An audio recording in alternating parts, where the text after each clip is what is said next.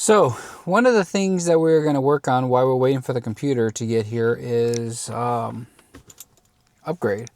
So typically you would see these here, the cigarette lighters, these here on the side of the Corvette. And then also I do this in every vehicle I own, is these little cigarette lighters. We take these out, unscrew them. They just got two pigtail terminals on the back. And then we get rid of them and we go with something like this. This one here is a little bit nicer. It says the voltage. Has two USB-A ports and then two USB-C ports. And I do that just because most everything that we charge nowadays is USB-C or typical USB-A. If it plugs in, it has the little adapter for it. But I bought the little bit nicer ones with the display here. I think it's going to be a little bit nicer. So just like that, lights up, powers it up, and we have power. So what I typically do with these is underneath here, there's a little clip. We take these clips, pop them off, and then we use the adapter that's already on there, and we just heat shrink tube it and then slide it right on the existing terminals here, and then screw this right in place. These actually fit perfectly right in the holes of the cigarette lighters. We kind of do some quick upgrades, and then we'll talk a little bit about the repairs that we're going to be doing to this once the Tech 2 computer comes in.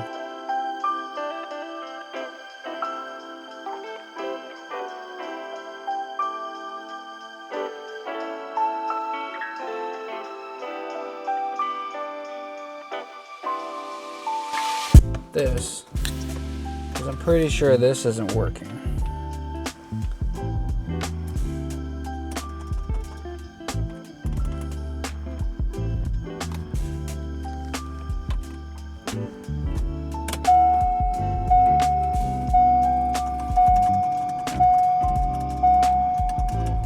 And that's all busted, so. Okay, so what I have to fix on the system, which I'm pretty sure somebody pulled the computer out of here, but I'm not 100% sure. This is what I know so far. Card came with a FE1 package, which was base suspension, not the F45 or F55, which was the magnetic. And the only way this air ever shows up here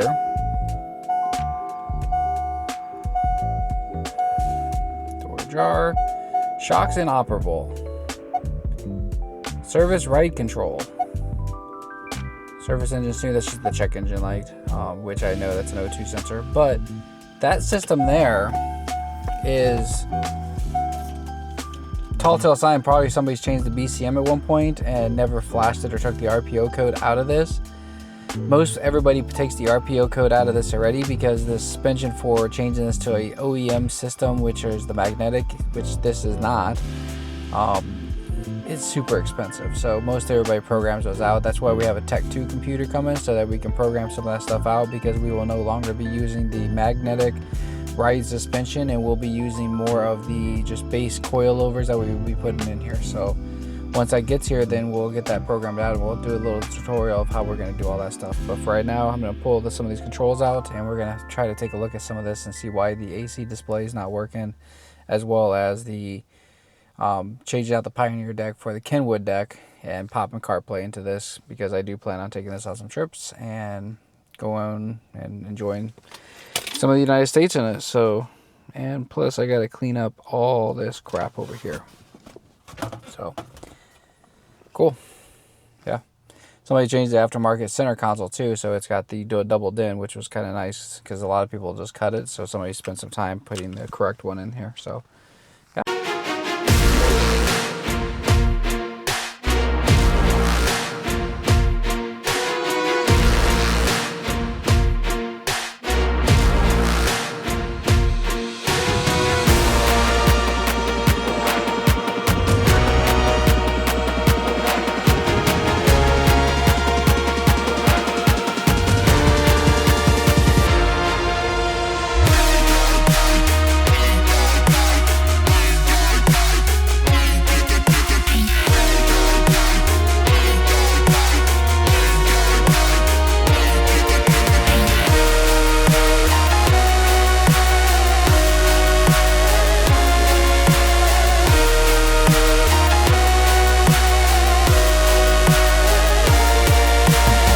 all this back together, we'll probably wipe all this all this down where the torque tube goes underneath all this channel.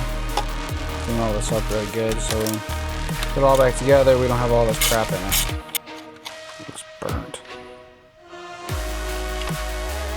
So, as you can see here,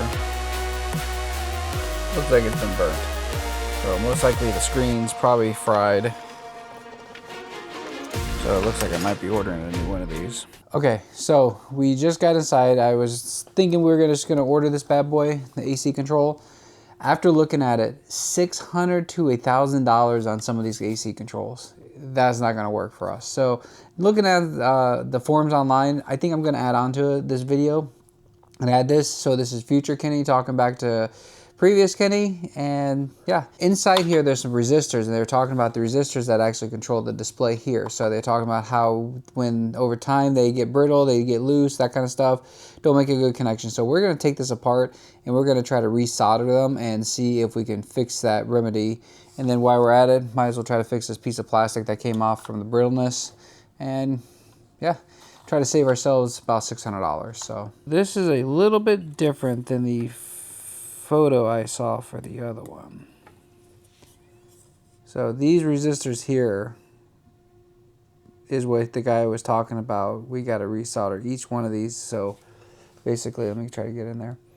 Each one of these resistors, these sides all need to be resoldered, which they don't look bad, but it's worth a shot. So what it looks like to me is these contacts here on this side here wasn't very good, because as soon as I heated this side up, it just slid right off.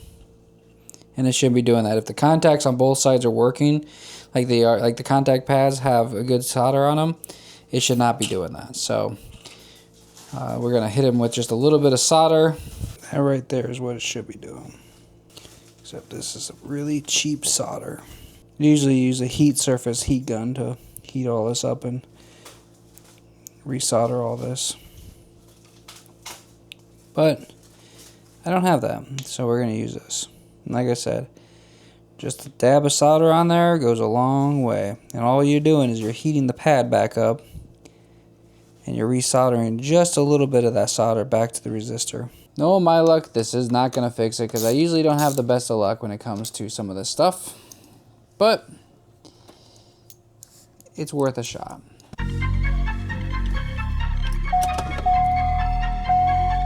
Oh, score! That is awesome.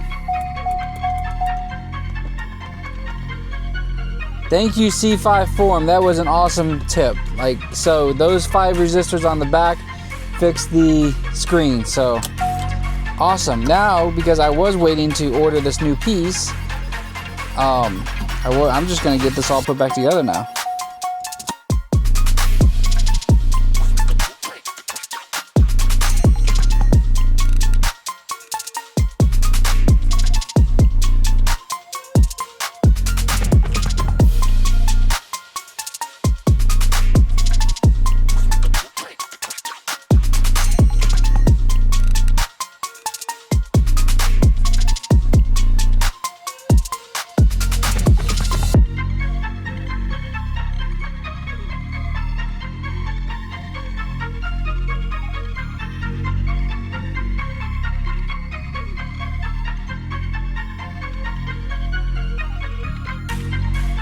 Pretty much going to be it for this episode. I know it's really short. I know all we do is really install a stereo and just kind of do the voiceover with some music and stuff, but